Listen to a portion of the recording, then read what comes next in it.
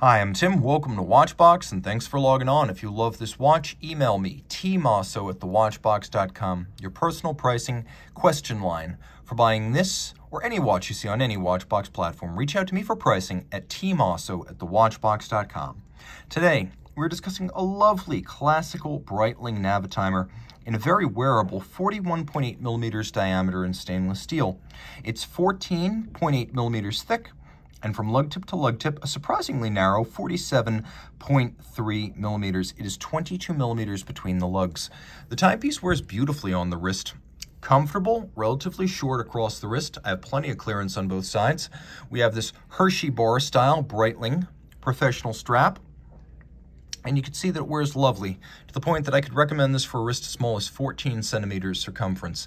Taking a look at that strap, what I always find interesting about these is first how thick they are. It's almost as though they're designed to last forever without fraying in any way, cracking or degrading. And we have this sort of inverse Hershey bar pattern that starts with raised characters, and then you wind up with stamped inlaid characters. Now you can see that this is a Breitling factory strap in good but not brand new condition. You can see there's a little bit of surface wear and indentation. You can see there are a little bit of bite marks from the buckle down there, but condition is excellent.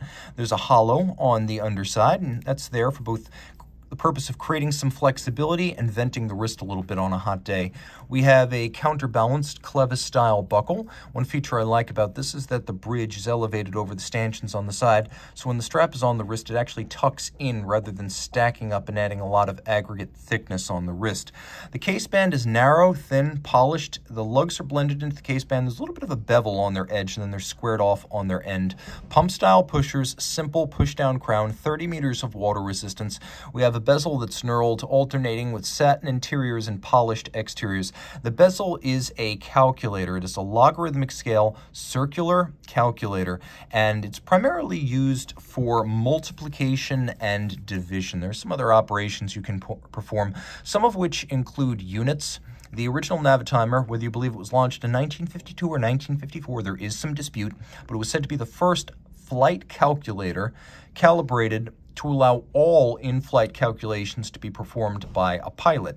In the early days, they were sold by the American Airplane Owners and Pilots Association, and the timepiece was effectively used to calculate ground speed, airspeed, drift, rate of climb, and fuel consumption.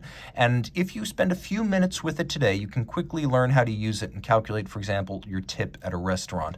The dial is classically laid out. It's a combination of colors and textures and tones. You can see that there is plenty of luminescence, including Arabic numerals, which I like. I find them a little bit more intuitive to read at a glance. The dial has a dished profile because the scale outboard is a concave profile sloping down to a black base. We have silver sunken registers with concentric patterns inside, and then baton-style hands for the hours and minutes with a lovely Breitling B counterweighting the chronograph seconds hand. Now the watch uses a Valjoux 7753, which is the 7750 with the registers turned 90 degrees for a traditional tri-register balanced layout.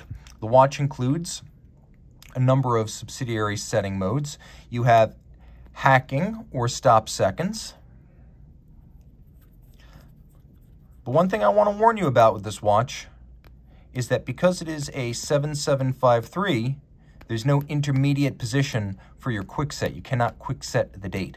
So that is the price you pay for a 7753. You get that beautiful symmetrical register layout, but you do have to slowly advance the date. Now it is a chronometer, certified, COSC, automatic winding with unidirectional winding action, and a 42-hour power reserve. It beats away at 8 beats per second. And it features a chronograph system with a cam for actuation and then an oscillating pinion, which is a type of lateral clutch that has less inherent play in it. As a result, if you push the chronograph start button and you hold, when it starts, it will jump very little, if at all. That's the advantage of an oscillating pinion, and that's common to all 7750 style architectures. It's something you typically see on a really high-end chronograph, like the movement that F.P. Journe and THA designed for Cartier, and the mono pusher chronographs of the CP collection, Journe again used that oscillating pinion on his chronograph monopoussoir. So this is actually a fairly upscale feature, hiding in plain sight on every 7750 ever made.